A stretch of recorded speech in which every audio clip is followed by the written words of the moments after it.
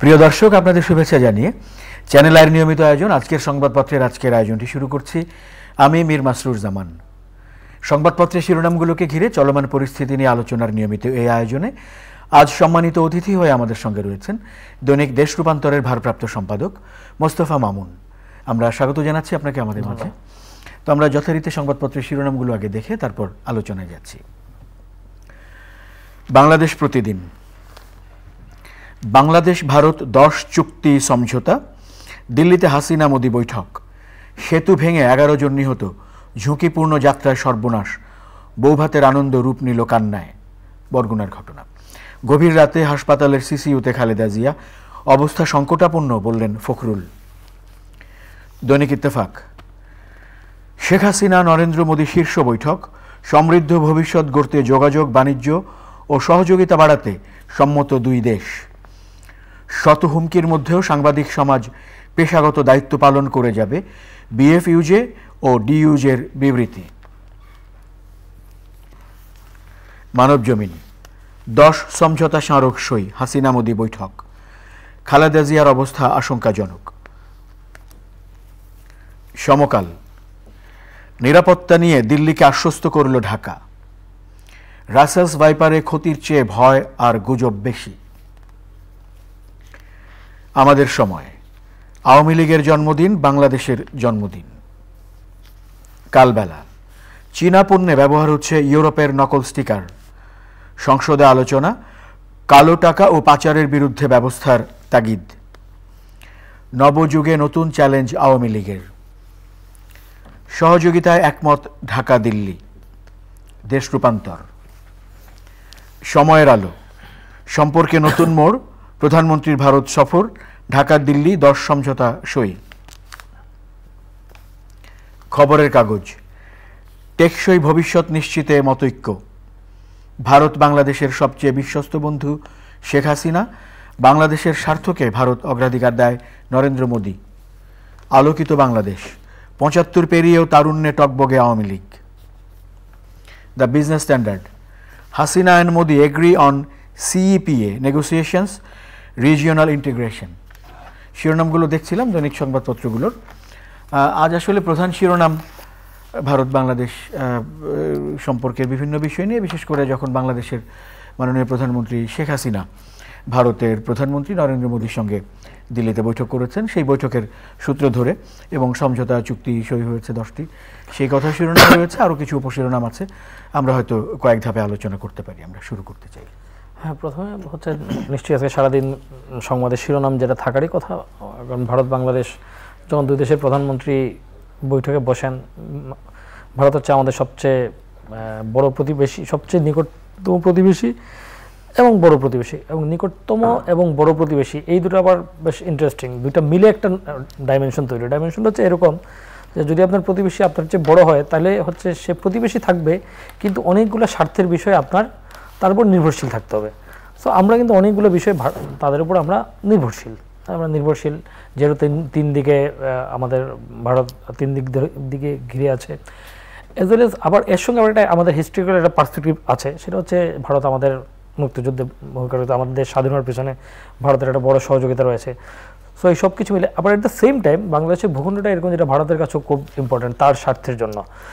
তার হচ্ছে 7 সিস্টারের সঙ্গে তার যোগাযোগ, যেহেতু ওই যোগাযোগের মাঝখানে বাংলাদেশ, ফলে সেখানে ভারতীয় স্বার্থ রক্ষার জন্য ভারতকে অনেক কাজ করতে, অনেক সচেতন থাকতে হয়, এবং সেই সচেতনতার কারণে কিছু কিছু ঘটনা অতীতে ঘটেছে যেগুলো আসলে ভারতকে মনে হচ্ছে তাদের স্বার্থের বিপক্ষে যাচ্ছে, ফলে ভারতের এই বিষয়ে একটা রাজনৈতিক অবস্থান আছে। সব কিছু মিলে যেটা বলছিলাম যে বড় নিকটতম প্রতিবেশী, সবচেয়ে কাছের প্রতিবেশী এবং বড় প্রতিবেশী, এই যে দুটো জিনিস, এই কারণে এই সফরটার এই দুজনেরটা গুরুত্বপূর্ণ হয়ে ওঠে। আমাদের কাছে গুরুত্বপূর্ণ হয়, আমরা চাই যে বড় প্রতিবেশী সুলভ অহমিকা যে জায়গাটুকু ভারতের আছে, বা অনেকগুলো ক্ষেত্রে আমরা মনে করি আমাদের স্বার্থের জায়গায় তাদের বড় ভাই সুলভ আচরণ থাকে, সেইটা থেকে আমরা সেটা এড়িয়ে আমরা কতটা আদায় করতে পারি সেই জায়গাটা। কিন্তু আমরা গত 10-15 বছরের যে ডাইমেনশন চিন্তা করি, বিশ্ব বাস্তবতা এবং বাংলাদেশের যে এই ভূখণ্ডের যে গুরুত্ব, এই গুরুত্বটা কিন্তু বাংলাদেশ আসলে প্রতিষ্ঠা করতে পেরেছে, আমরাও বুঝতে পেরেছি, বা আমাদের নেতৃত্ব, বা আমরা যদি স্পেসিফিক্যালি বলি আমাদের প্রধানমন্ত্রী তার ধীশক্তি বা দীর্ঘ সময় ক্ষমতায় থাকা ইত্যাদি কারণে কিন্তু এর গুরুত্বটা কিন্তু বেশ প্রতিষ্ঠিত হয়েছে। এবং এই জন্য দেখেন নরেন্দ্র মোদী দায়িত্ব নেওয়ার পর হচ্ছে ফার্স্ট কিন্তু এই সরকার হচ্ছে প্রথম হচ্ছে বাংলাদেশের প্রধানমন্ত্রী ভিজিট করলেন, ফলে সেটাও বাংলাদেশের গুরুত্বকে স্পষ্ট করে। কিন্তু সমস্যা হচ্ছে সেই গুরুত্ব আমরা তাত্ত্বিকভাবে যতটা পাই, ব্যবহারিক ক্ষেত্রে আসলে ততটা দেখতে পাই না। আমরা দেখতে পাই যে অনেকগুলো চুক্তি, বাণিজ্য, স্বার্থ, এগুলোর ক্ষেত্রে আমরা ঠিক আমাদের প্রাপ্য জায়গাটুকু, বন্ধুত্বের যে জায়গাটুকু কথা বলা হয়, বাস্তব ক্ষেত্রে সেটা থাকে না। আমরা সীমান্তে আমরা যে হত্যাকাণ্ডের ঘটনা দেখি সেগুলোর প্রপারলি অ্যাড্রেস করা হয় না, মৌখিকভাবে যতটা করা হয়। বা আমাদের ধরেন মানুষের ভারত সফরের ক্ষেত্রে আমি যদি বলি, ভিসার ক্ষেত্রে কিন্তু আমরা অনেক রকম সংকটের মুখোমুখি হই, আরও অনেকগুলো জায়গা আছে।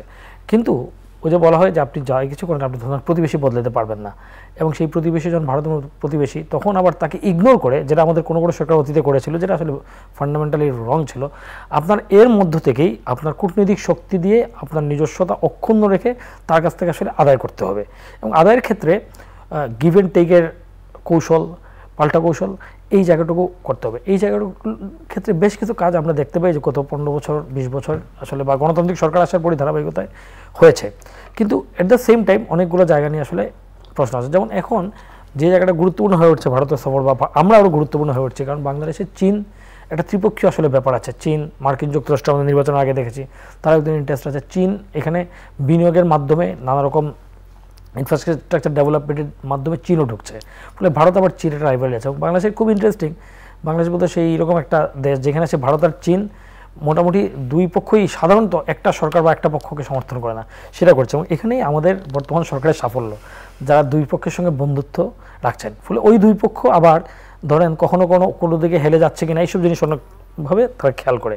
তো আমার কাছে মনে হচ্ছে চীন সফরের আগে আমাদের প্রধানমন্ত্রীর সফর, সেই দিকে ভারতের দিক থেকেও কিছু বলার আছে বলে কূটনৈতিক পর্যবেক্ষক মহল বলছেন, এবং আমাদেরও আসলে কিছু জানানোর আছে। আমরা যে চীন সফরে যাচ্ছি তার আগেও কিছু বলা, সেটি তো একটা মেসেজ। ফলে আমাদের অনেকগুলো জায়গা ছিল, এর মধ্যে বড় জায়গা হচ্ছে বাংলাদেশ এবং ভারত যখনই আলোচনা হয় তখন তিস্তার প্রসঙ্গটা আসলে আসে, এবং সেই তিস্তা নিয়েও কিন্তু একটা নতুন একজনের মাত্রা তৈরি হয়েছে। চীন যেহেতু এখানে একটা প্রকল্প করতে চায়, তো সেটার ভারতের একটা পাল্টা প্রস্তাব আসতে পারে, এরকম একটা কথা আমরা শুনেছে। কিন্তু সরাসরি কোনো কথা হয়নি। অভিন্ন নদীর বিষয়ে কথা হয়েছে, গঙ্গা চুক্তির মেয়াদ শেষ হচ্ছে, কারিগরি কমিটি কাজ করে এসব বলা হচ্ছে, এর ভিতরেও এইসব বিষয় নিয়ে আলোচনা হওয়ার কথা।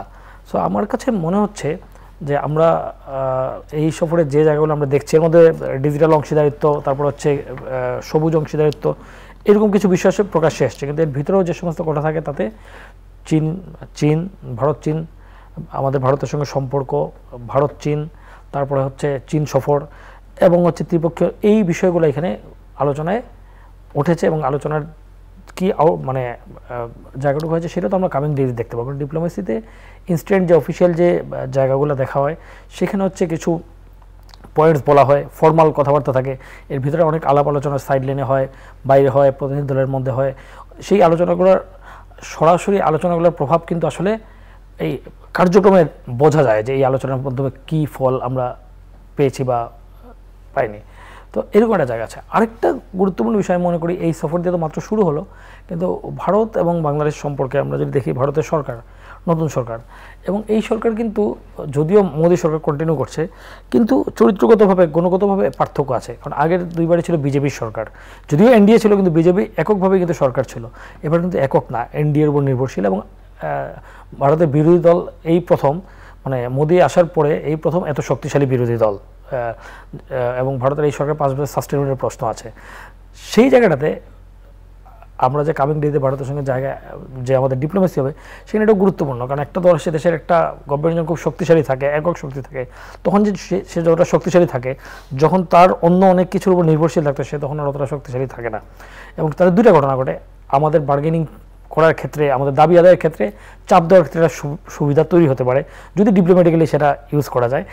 আবার এট দ্য সেম টাইম প্রবলেমের জায়গা হচ্ছে, একক সরকার থাকলে সে যেমন তার মতো করে সব করতে পারে, যখন এলএসদের উপর সে নির্ভরশীল থাকে তখন অনেকগুলো জিনিস, যেমন তিস্তার ক্ষেত্রে কিন্তু এটা জায়গা 2011-তে মনমোহন সিংয়ের সরকারের সময় যেটা হয়েছিল, যে পশ্চিমবঙ্গের মমতা ব্যানার্জির একটা আপত্তি ছিল, ফলে ওগুলো কিন্তু মানতে হয় এলএসদের ক্ষেত্রে। ফলে এই সময় গত 10 বছর যে ডিপ্লোমেসি হয়েছে তাই থাকবে, সেই সম্পর্কই থাকবে, কিন্তু কিছু কিছু জায়গায় একটুখানি পরিবর্তনের, গুণগত পরিবর্তনের সম্ভাবনা আছে। এবং সেটা আদায় করার ক্ষেত্রে আমরা কিছু কিছু ক্ষেত্রে আমাদের জন্য একটা আমরা পজিটিভ আউটকাম নিয়ে আসার মধ্যে একটা জায়গা তৈরি হয়ে থাকতে পারে। আপনি যা বলছিলেন তার মধ্যে সবচেয়ে বেশি যে প্রসঙ্গটি নিয়ে আলোচনা হয় আদায়ের বিষয়, সেটা হচ্ছে তিস্তার পানি বন্টন ইস্যু। যেটি অনেকদিন ধরে অমীমাংসিত হিসেবে সামনের সারিতে রয়েছে। আমরা উপশিরোনামে দেখতে পাচ্ছি এখানে সংবাদপত্রে, তিস্তা উন্নয়ন প্রকল্প সমীক্ষায় ভারতের কারিগরি দল আসবে শিগগিরই। এটাকে আপনি কতটুকু অগ্রগতি বলে মনে করেন? একটা অগ্রগতি তো যে কোনো কিছুই, যখন একটা জিনিস স্টল হয়ে আছে 14-15 বছর ধরে, যখন 2011-তে মনে হচ্ছিল যে চুক্তিটা হয়ে যাবে, অলমোস্ট তাই ছিল, সেইরকম একটা অবস্থা থেকে কিন্তু শেষ মুহূর্তে জিনিসটা হয়নি। জাস্ট মনমোহন সিংয়ের সফরের 1-2 দিন আগে আমরা দেখলাম যেটা তালিকায় নেই, এর আগ পর্যন্ত ভাইবটা সেরকমই ছিল। তারপরে তো আসলে সেই অর্থে কোনো অগ্রগতি হয়নি। তো এতদিন পর যখন এই আলোচনা হয়েছে যে অভিন্ন পানি বন্টন এবং এই যে প্রকল্পের কথা বললেন, যে যেহেতু এই প্রকল্প নিয়ে কিছু কথাবার্তা আছে, চীনের দিক থেকেও যেহেতু এক ধরনের একটা আলোচনা আছে, ফলে এই আলোচনার জায়গা থেকে পাল্টা আলোচনা বা পাল্টা তৈরি করা, সেটাই কিন্তু আসলে সফরের একটা ভারতের দিক থেকে এই পয়েন্টটা বলা হবে, এটাই আমরা জানি। তো এটার ভিতরে যেহেতু আমরা সরাসরি ফর্মালি দেখেছি যে তিস্তা সহ 54টি নদী বন্টন বা তিস্তার বিষয়ে কথাবার্তা হয়েছে, এর ভিতরে এই জিনিসটুকু আছে, তার মধ্যে একটা ডেভেলপমেন্ট, যদি কারিগরি দল আসে সেটা নিয়ে কথা হবে, আমাদের কথা বলার সুযোগ তৈরি হবে। তবে জিনিসটা খুব সহজ না, আমরা সেটা বুঝতে পেরেছি গত 14-15 বছরে, খুব সহজ না। এবং এটা আদায়ের জন্য আসলে আমাদেরকে, আমি মনে করি আমাদেরকে আরেকটু স্ট্রংলি এবং আরেকটু আমাদের ইন্ডাস্ট্রি যায়। কারণ তিস্তার কারণে কিন্তু আমরা যে আমাদের উত্তরাঞ্চল, আপনি দেখেন যে আমরা উত্তরাঞ্চল ক্ষতিগ্রস্ত হচ্ছে, উত্তরাঞ্চলের ভূপ্রকৃতি, উত্তরাঞ্চলে একটু হলে বন্যা হচ্ছে, নানা রকম সংকট তৈরি হচ্ছে। তো ফলে এটা আমাদের বোধহয় আরেকটু স্ট্রংলি আমাদের করা উচিত, আরেকটু স্ট্রংলি ডিল করা উচিত। হ্যাঁ, অন্য আরেকটি শিরোনামে আমরা যাই। আমাদের সামনে আমরা দেখতে পাচ্ছি যে সেতু ভেঙে 11 জন নিহত। আমরা দেখছি যে বরযাত্রা কি বৌভাতের অনুষ্ঠানে যোগ দেওয়ার সময় যাচ্ছিলেন, একটি পরিবারের বেশিরভাগ যাত্রী একই পরিবারের ছিলেন, একটি সেতু ভেঙে বরগুনায় পড়ে গিয়ে এই দুর্ঘটনা ঘটেছে। এইটা তো আসলে মানে খুবই ট্র্যাজিক, কিন্তু মানে এত নিয়মিত এইসব ঘটনা ঘটে, এত স্বাভাবিক হয়ে গেছে যে এখন আর এটা মনে হয় যে এটাই আমাদের নিয়তি, এটা নিয়ে আমাদের বেঁচে থাকতে হবে। আমাদের কিছু লোক এভাবে সড়ক দুর্ঘটনায় মারা যাবে, এবং এর মধ্যে এখন নতুন যে ডাইমেনশনটা তৈরি হয়েছে আপনি দেখবেন, এর মধ্যে ট্র্যাজেডিতে মানে ট্র্যাজেডিটা বড় হয়ে ওঠে বা ট্র্যাজেডিটা আরও ট্র্যাজিক হয়ে ওঠে, তীব্র হয়ে ওঠে। এক পরিবারের 3-4 জন দেখা গেলো যে বাবা মা মারা গেছেন, সন্তান। যেমন এইখানে একটা ঘটনা ঘটেছে যে মা ছিলেন, বাচ্চাটা তার কোলে ছিল, শেষ মুহূর্তে যখন উনি তলিয়ে যাচ্ছিলেন তখন পাশে কচুরিপানার উপরে মা তার সন্তানটাকে ছুঁড়ে মেরেছেন, যে সে মানে যে যদি বাচ্চাটা বাঁচে। উনি মারা গেছেন, তো পেছনের টেম্পোতেই ছিলেন বাবা, পেছনের গাড়িতেই ছিলেন, এবং বাবা যখন উনি সাঁতার কাটতে গিয়ে উনি দেখেন যে ওনার বাচ্চারা ওই কচুরিপানায় আছে, ফলে বাচ্চাটা বেঁচে গেছে, অল্প বয়সী বাচ্চা। তো মানে কীরকম একটা মানে এক ধরনের একটা প্রচণ্ড একটা হৃদয় বিদারক গল্প। মা সন্তানের জন্য নিজেকে বিলিয়ে দিয়েছেন, নিজে বাঁচতে পারেননি, বাবা ভেবে পেয়েছেন, নাও তো পেতে পারতেন। আবার এরকম গল্প আছে যেরকম হয়তো মা বাঁচাতে চেয়েছেন, পারেননি। সো এরকম অনেক ঘটনা ঘটছে। এবং নতুন যে জায়গাটা আমি বলছি যে একই পরিবার অনেকের মৃত্যু হওয়ার ঘটনা, তো আমরা এটা নিয়ে আমরা একটু কাজ করেছিলাম যে এত বেড়ে। তো আমরা দেখছি যেটা ওয়ান অফ দ্য রিজন হচ্ছে এখন মানুষের, যেহেতু মানুষ একসঙ্গে চলাফেরা করে, আগে কিন্তু দেখতেন মানুষ পাবলিক ভেহিকেলে যাইতো বা ইয়াতে, এখন কিন্তু একটা পরিবার আর্থিক সক্ষমতা একসঙ্গে একটা গাড়ি ভাড়া করে ছুটিতে যায়, এরকম একটা বিষয় আছে। ফলে এমনিতে সড়ক দুর্ঘটনা একটা সংকট আছে, তার সঙ্গে এক ফ্যামিলি এবং সাধারণত ছোটো ভেহিকেল তারা ভাড়া করে, মাইক্রোবাস বা সাধারণ মানুষ হলে টেম্পোতে যাচ্ছে, এতে যাচ্ছে। তো যখন সংঘর্ষটা হয় বড় কোনো ভেহিকেলের সঙ্গে, তখন কিন্তু এরাই আক্রান্ত হয় বেশি। কারণ বাসের সঙ্গে একটা সংঘর্ষ হলো, তাহলে খুব ন্যাচারালি তারাই আক্রান্ত, বা দুটো মাইক্রোবাস মুখোমুখি হলো, এরকমই তো ঘটনা ঘটে। তো এটাও কিন্তু একটা এখন একটা চিন্তার বিষয় হয়ে দাঁড়িয়েছে ট্র্যাজেডিটা। আরেকটা বিষয় হচ্ছে যে এই যে সেতু আমরা দেখি, আমরা সেতু তো আসলে আমাদের দেশে একটা ফার্স্ট আসলে, মানে আপনি দেখবেন যে এই সেদিন মাঝে মধ্যেই ছাপা হচ্ছে যে মাঝখানে দেখা গেলো যে কিছু নাই কিন্তু এখানে একটা সেতু হয়ে আছে, আবার দেখা গেলো যে সেতু আছে কিন্তু সংযোগ সড়ক নাই। মানে সেতুগুলো করা হয়, তার মধ্যে পরিকল্পনা অনেক বেশি থাকে যে রাজনৈতিক এক ধরনের সেতু দেখিয়ে মানে মানুষকে বিভ্রান্ত করা, ভোট আদায় এবং টাকা পয়সা মানে পকেটস্থ করা, যেটা হয় যে প্রকল্প, এবং সেতু হচ্ছে সবচেয়ে সহজ প্রকল্প, এবং সেটা দেখিয়ে করা হয়। ফলে এই সেতুগুলো করার ক্ষেত্রে দেখা গেল যেমন এখানে যে সেতুটা আপনি দেখবেন খুবই একটা কিন্তু নবড় একটা সেতু, বেলি ব্রিজ জাতীয়, আমরা ছবিতে যেটা দেখলাম, মানে এটার মধ্যে মাইক্রোবাস কীভাবে উঠতে পারে সেটা একটা বিস্ময়কর ঘটনা।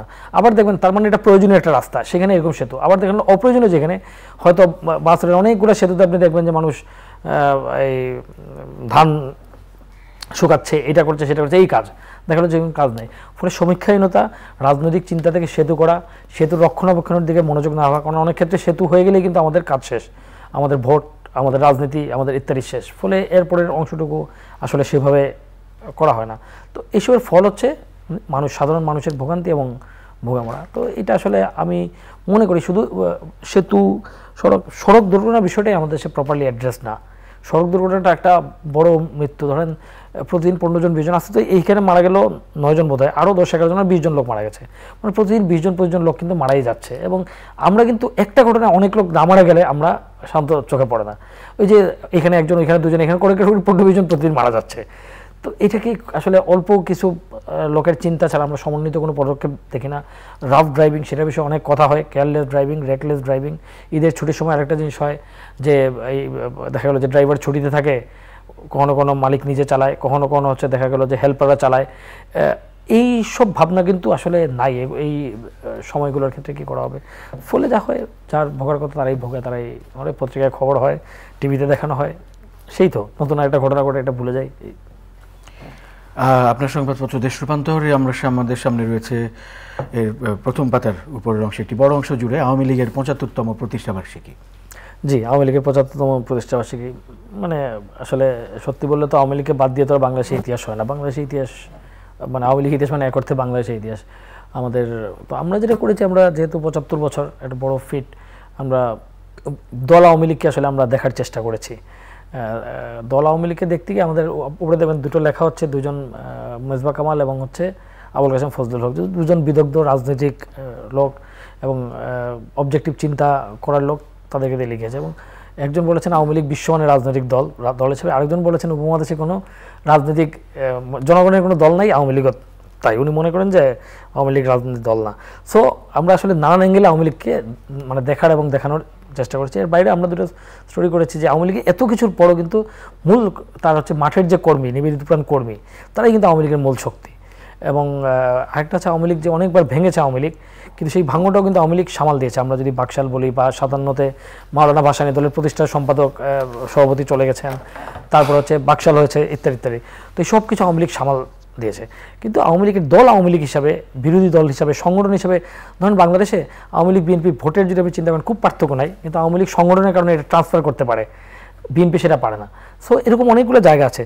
আওয়ামী লীগ শাসক হিসেবে অনেক প্রশ্ন আছে, গত 15 বছর নিয়ে আমরা অনেক কথা বলতে পারি, কিন্তু দল সংগঠন এটা আমার মনে হয় এই জায়গায় আওয়ামী লীগ 1 নম্বর, এটা বাংলাদেশে কেউ স্বীকার করতে পারবে না। অনেক অনেক ধন্যবাদ জনাব মোস্তফা মামুন আজকে আমাদেরকে সময় দেওয়ার জন্য। জি ধন্যবাদ। প্রিয় দর্শক, আপনাদেরও ধন্যবাদ সঙ্গে থাকার জন্য। চ্যানেলের নিয়মিত আয়োজন আজকের সংবাদপত্রের আজকের আয়োজনটি এই পর্যন্তই। ভালো থাকবেন সবাই, শুভরাত্রি।